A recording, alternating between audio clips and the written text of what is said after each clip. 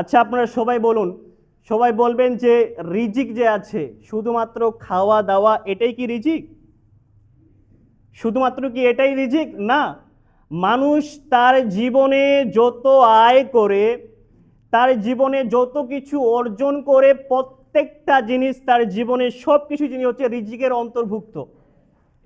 মানুষের হায়াত রিজিকের অন্তর্ভুক্ত, মানুষের সন্তান বাচ্চা কাচ্চা রিজিকের অন্তর্ভুক্ত, মানুষ যে বিয়ে করবে এটাও হচ্ছে রিজিকের অন্তর্ভুক্ত, টাকা পয়সা ধন দৌলত এটাও হচ্ছে রিজিকের অন্তর্ভুক্ত, মানুষের যে মেধা আছে, জ্ঞান বুদ্ধি ব্রেন, এটাও হচ্ছে রিজিকের অন্তর্ভুক্ত। তো এই রিজিক সম্পর্কে আল্লাহ তাবারক ওয়া তাআলা আমাদেরকে কি বলছেন?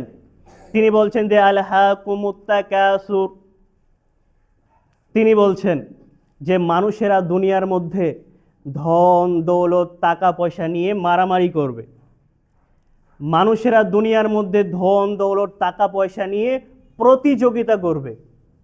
আদম সন্তান টাকা পয়সা ধন দৌলত ব্যাংক ব্যালেন্স প্রতিযোগিতা করবে এইসব নিয়ে। ওই ব্যক্তির একতলা থেকে দুইতলা কিভাবে হলো, আমার এখনো হয়নি কেন?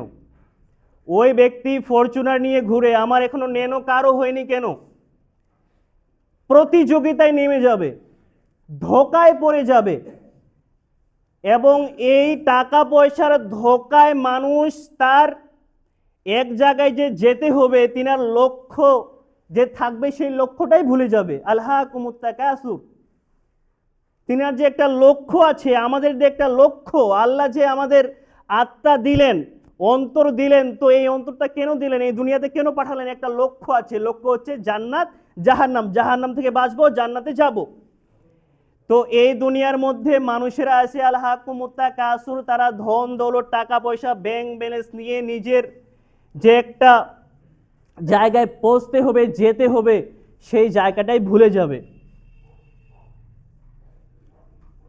যেমন আপনার সন্তান, আপনার ছেলে মেয়ে যখন কান্না করে, আপনাকে বোঝার ক্ষেত্রে বলছি, যখন কান্না করে তখন কান্না করার সময় আপনি আপনার মোবাইলটা অন করেন, তারপর হচ্ছে আপনি ইউটিউব খুলেন, কার্টুন চালু করে দেন, তারপর আপনার সন্তানের হাতে ধরিয়ে দেন। তো এক পর্যায়ে আপনার ছেলে আপনার মেয়ের কান্না বন্ধ হয়ে যায়, হয় কি না? তো আপনার সন্তান যে কিসের জন্য কান্না করছিল, কিসের জন্য যে কান্না আসতেছিল, সেটাই ভুলে গেছে মোবাইল পেয়ে। তো মানুষরা তেমন দুনিয়াতে টাকা পয়সা ধন দৌলত ব্যাংক ব্যালেন্স পেয়ে তেনার আসল জায়গাটা ভুলে যাবে। তেনা যে জান্নাত যে যেতে হবে, জাহান্নাম থেকে যে বাঁচতে হবে, এই জিনিসটাই ভুলে যাবে। আমি এখান থেকে যাব হরিরামপুর, একটা বিষয় আছে, একটা জিনিস নিয়ে আমি যাব, মনে করেন কিছু একটা কিনতে যাব। তো যাওয়ার আগে দেখলাম যে এক জায়গায় সাপ খেলা দেখাচ্ছে, সেখানে অনেক মানুষ ভিড় করছে। আমিও তখন সেই ভিড় জমালাম, আমিও গেলাম। তখন আমিও তাদের সঙ্গে দেখছি সাপ খেলা দেখাচ্ছে। এক সময় আমি কি করলাম, এক সময় আমার ব্রেনে আমি কিসের জন্য যে হরিরামপুর যেতাম সেটাই ভুলে গেছি, সেই জিনিসটাই ভুলে গেছি। তো আল্লাহ তাবারক ওয়া তাআলা এই দুনিয়ার ভয়াবহতা নিয়ে বলছেন যে আলহাকুমুত তাকাসুর, মানুষ টাকা পয়সা ধন দৌলত ব্যাংক ব্যালেন্সের জন্য এই দুনিয়ার মোহে পড়ে আখিরাতকে ভুলে যাবে। হাত্তা দুরতুমুল মাকাবির, কতদিন থেকে ভুলে থাকবে? যতদিন না পর্যন্ত তাদের মুখে তাদের পেটে মাটি চাপা দেওয়া হয়, ততদিন পর্যন্ত তারা ভুলে থাকবে। আপনার লাইফ খতম। যতদিন পর্যন্ত আপনার মুখে আপনার পেটে মাটি না চাপা দেওয়া হয়, মানে আপনার কবর। তো একটা গ্রামে 100টা যদি মানুষ থাকে, মুসলিম সমাজ লাঞ্ছিত বঞ্চিত অপমানিত সব জায়গায় মার খাচ্ছে কেন? একবার ভেবেছেন? মুসলিম তাদাদ যে আজকে এত বাড়তে চলেছে, এত যে বেড়ে গেছে, আল্লাহ তাবারক ওয়া তাআলা রাসূলের জামানায় এত মুসলিম ছিল না, এত মুসলিম ছিল না। কিন্তু তবুও তাদের শক্তি বেশি ছিল, তাদের একতা বেশি ছিল। আজকে প্রত্যেকটা গ্রামে যদি 100টা মানুষ থাকে, শতকরা 100 মানুষের মধ্যে 3টা মানুষ খুঁজে পাবেন যারা হচ্ছে আল্লাহর ইবাদত করে, সত্য কথা বলে মেপে জাকাত বার করে আল্লাহর পথে থাকে। তার মধ্যে 97টা মানুষই যারা আল্লাহকে সন্তুষ্ট করতে পারে না। তাহলে মুসলিম, এই মুসলমান কেন মান খাবে না? কেন এরা অপমান হবে না? এরা নামে মুসলিম, কাজে মুসলিম নয়। আল্লাহ তাবারক ওয়া তাআলা বলছেন যে ইন্না দীনা ইনদাল্লাহিল ইসলাম, আমার কাছে সব থেকে অতি উত্তম, অতি মর্যাদা, অতি সুন্দর, অতি পারফেক্ট ধর্ম হচ্ছে ইসলাম ধর্ম। আর আজকে আমরা সেই ইসলাম ধর্মে অটল আছি। আমার বাবা মা মুসলিম বলে আমি হয়েছি মুসলিম, তো নামে মুসলিম হলে হবে কি কাজে মুসলিম হতে হবে? নামে মুসলিম হতে হবে না কাজে মুসলিম হতে হবে, কোনটা? এই জন্য আল্লাহ তাবারক ওয়া তাআলা রাসূল বলছেন যে ইয়াকুলু ইবনে আদম মালু মালু মালু, আদম সন্তান বলবে এটা আমার মাল, ওই বাড়িটা আমার, ওই কাঠটা আমার, এই জমি জায়গাটা আমার। সবাই মাল নিয়ে ব্যস্ত থাকবে, সবাই বলবে যে এটা আমার ধন, এটা আমার ধন, এটা আমার ধন।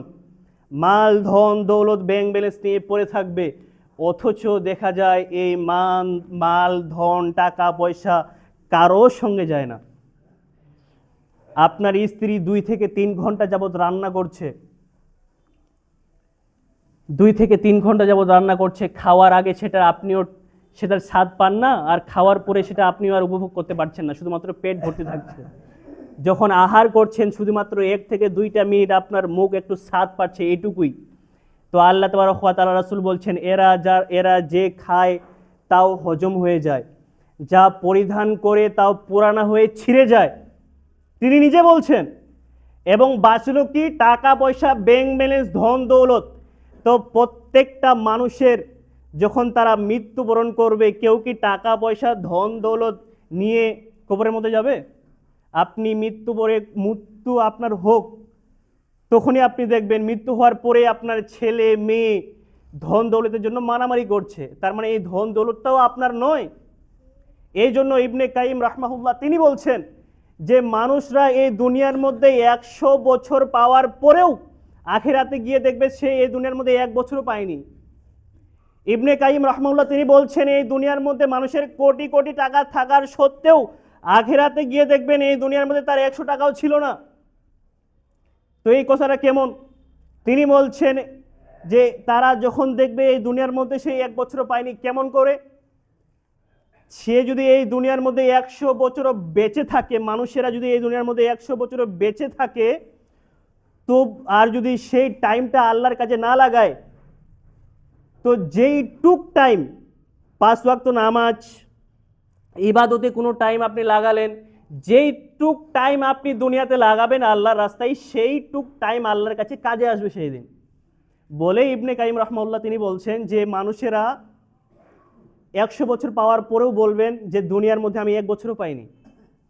তাহলে এই দুনিয়ার মধ্যে 5 ওয়াক্ত নামাজ আদায় করতে 24 ঘন্টার মধ্যে কয় ঘন্টা সময় লাগে? কয় ঘন্টা সময় লাগে?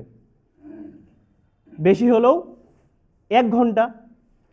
তো এই 24 ঘন্টার মধ্যে 1 ঘন্টা যদি আপনি আল্লাহর পিছনে ব্যয় করেন, আর আপনার বয়স যদি হয় 60 থেকে 70 বছর, তাহলে ওই কিয়ামতের দিন তো আপনি মনে হবেই আপনার দুনিয়াতে আপনি কত বছর পেয়েছেন। যেইটুকু টাইম আপনি আল্লাহর রাস্তায় ব্যয় করবেন, ওইটুক টাইম শুধু আল্লাহর রাস্তায় কাজে আসবে, আল্লাহর জায়গায় কাজে আসবে, আপনাকে জান্নাত ওইটুকু টাইম নিয়ে যেতে পারে। আর মাল ধন, যত মাল ধন ব্যাংক ব্যালেন্স এই দুনিয়ার মধ্যে থাকবে, তার মধ্যে যত টাকা পয়সা আপনি আল্লাহর রাস্তায় ব্যয় করবেন, ওই টাকা পয়সা ব্যাংক ব্যালেন্স ধন দৌলত আল্লাহর ওই জায়গায় কাজে আসবে, আর আপনি ওই মালটাই দেখতে পাবেন। তাছাড়া এই ব্যাংক ব্যালেন্স টাকা পয়সা কিছুই আসবে না। আজকে সমাজের মানুষ সবাই জানে 5 ওয়াক্ত নামাজ পড়তে হয়, সবাই জানে মেপে জাকাত বার করতে হয়, সবাই জানে যে মান তারাকা সালাতু মুতাআম্মিদান ফাকাদ কাফার। আল্লাহ রাসূল বলছেন যে ব্যক্তি 1 ওয়াক্ত সালাত নিজের ইচ্ছা মতো ছেড়ে দেয়, সে ব্যক্তি আল্লাহ তাবারক ওয়া তাআলার সঙ্গে কুফরি করে। কিন্তু আজকে এই সমাজেরই মানুষ, এরাই জানার পরেও মানে না।